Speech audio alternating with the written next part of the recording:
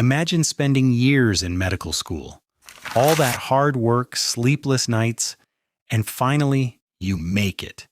You become a doctor in the city. But then suddenly, your own country comes and tells you, starting tomorrow, you're no longer allowed to work in hospitals. You're going to be a farmer.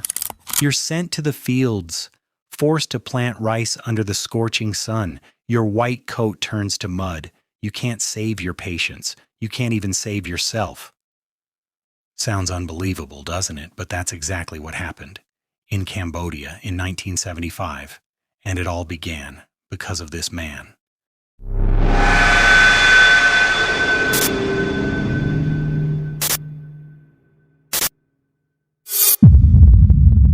Saloth Sar was born in 1925 into a fairly wealthy farming family. His grandfather was a respected figure in the province and had close ties to the royal family. Sar spent several years studying at a Buddhist monastery, about 6 years according to some sources, but others claim it was less than 2. Then, in 1935, he moved to Phnom Penh to attend École Miche, a French primary school. 14 years later, he earned a scholarship to Paris to study radio engineering. It was there his worldview would begin to change. In France, Sar began to discover a new world.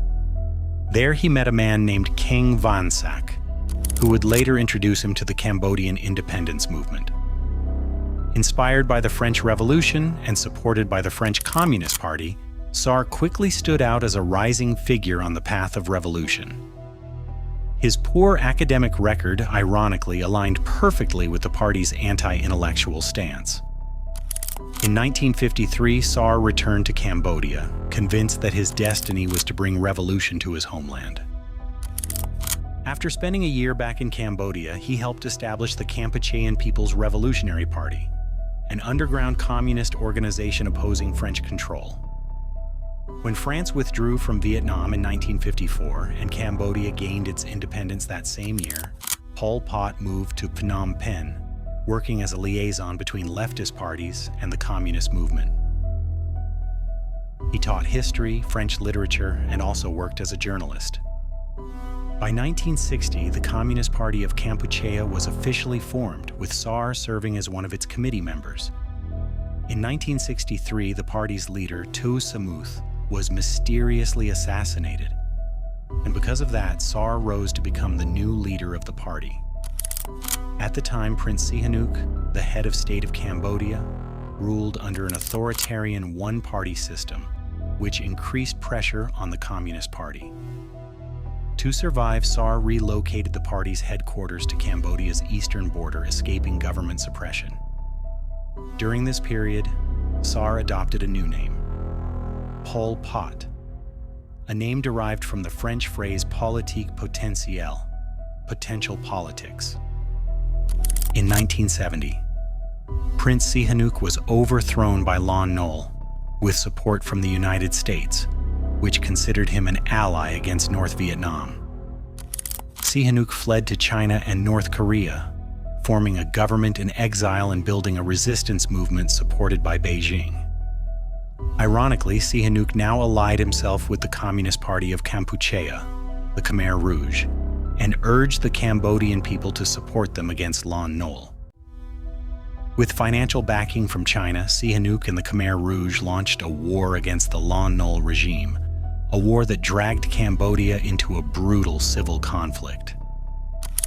Villages burned, families were torn apart, and more than 500,000 people lost their lives. In 1973, when U.S. forces withdrew from Southeast Asia, the Lon Nol government grew increasingly weak. After years of fighting, on April 17, 1975, the Khmer Rouge finally entered Phnom Penh and overthrew Lon Nol. Sihanouk then returned to Cambodia, believing he would reclaim his place as leader. But the truth hit him immediately. He was nothing more than a puppet head of state for the Khmer Rouge. They placed him under house arrest. At first, the people cheered. They thought the war was finally over.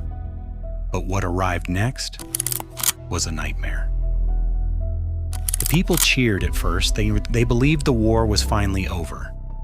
But within hours, everything shifted. Soldiers ordered civilians to leave the city. Everyone, the elderly, children, the sick lying in hospital beds. They claimed it was for their safety, that American planes were coming. But the truth was darker.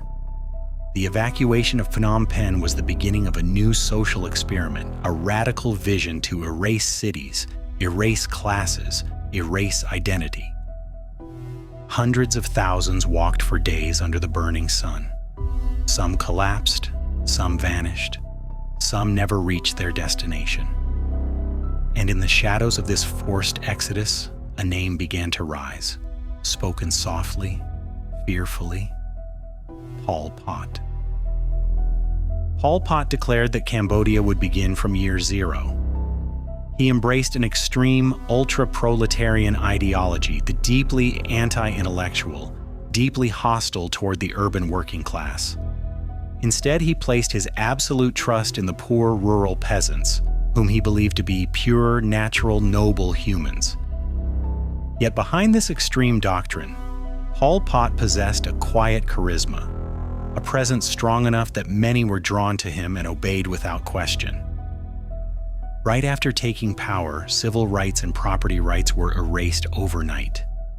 Any public expression of religion was strictly forbidden.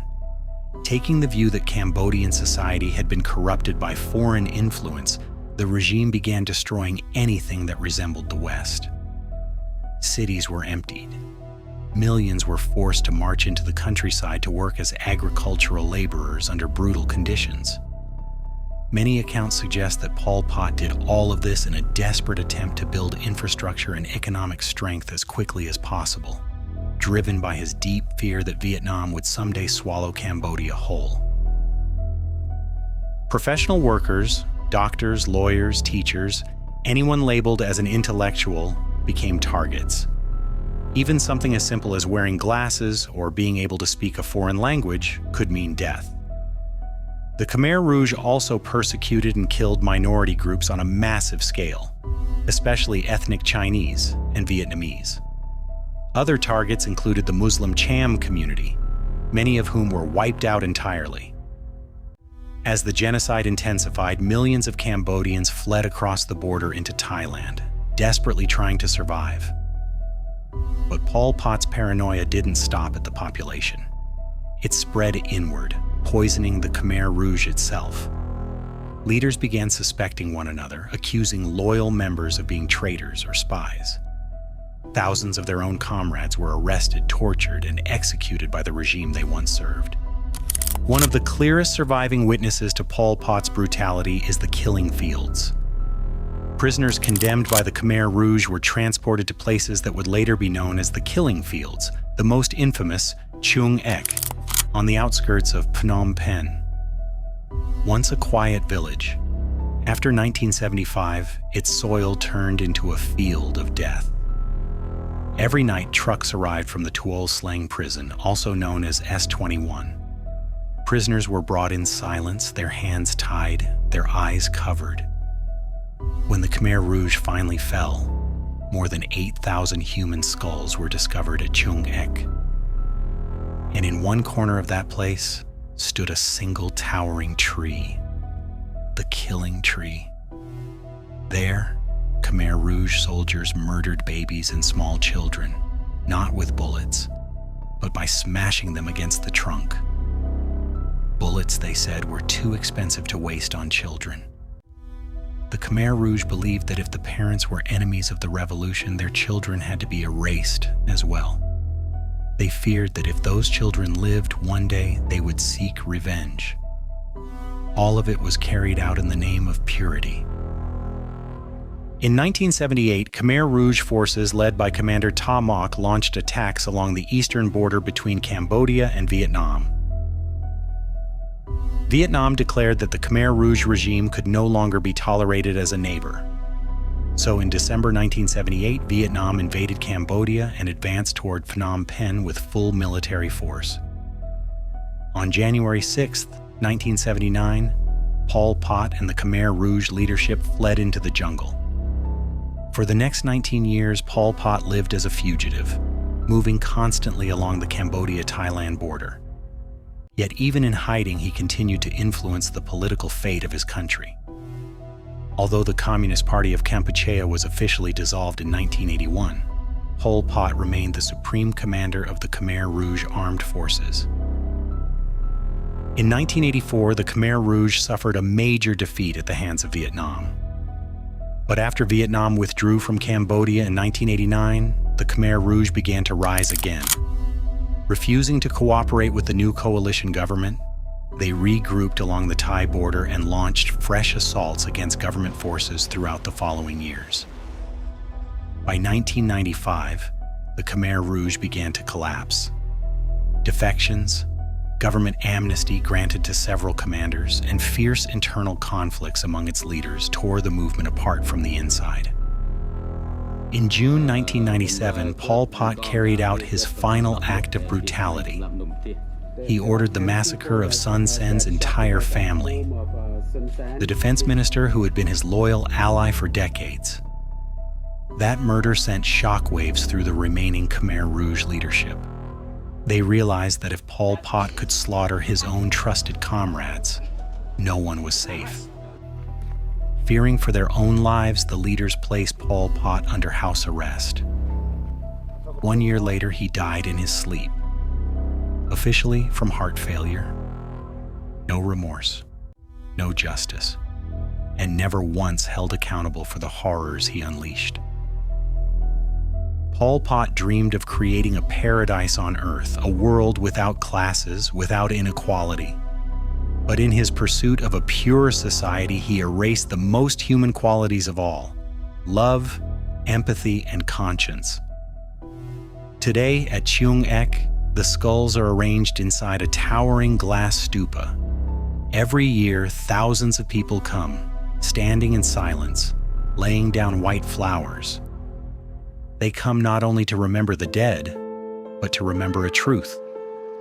Cambodia's history records 2 million lives lost, a staggering price for a promised utopia. May a tragedy like this never happen again.